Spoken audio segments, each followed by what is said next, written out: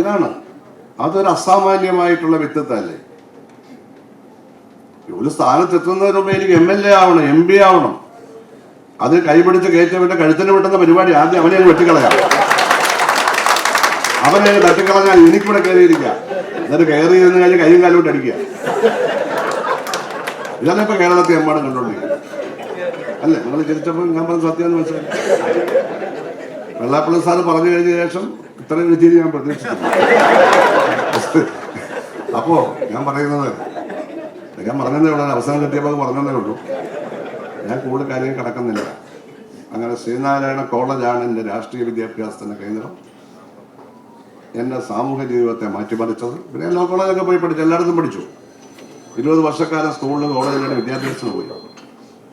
പക്ഷേ അതിൻ്റെ ഒന്നും ബലത്തിലല്ല. ഇവിടെ PS ശ്രീധരൻപിള്ളയ്ക്കും വെള്ളാപ്പള്ളി സാറിനും നമുക്ക് ഇവിടെ ഇരിക്കുന്ന പലർക്കുമുള്ളൊരു കോമൺ സെൻസ്.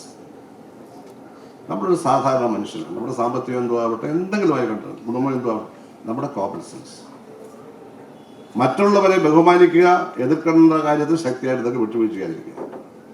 പരസ്യമായി എതിർക്കുകയും രാത്രിയിൽ ഫോൺ വിളിക്കാൻ ചുമ്മാതെ പറഞ്ഞതാണെന്ന് പറയുകയും ചെയ്യുന്ന ആ പരിപാടി ഉണ്ടല്ലോ, ആ പരിപാടി വർദ്ധിച്ചു വരികയാണ്. ആ പരിപാടി വർദ്ധിച്ചവരൊന്നും ചെയ്യാൻ പാടില്ല. അതൊന്നും അദ്ദേഹം ചെയ്തിട്ടില്ല.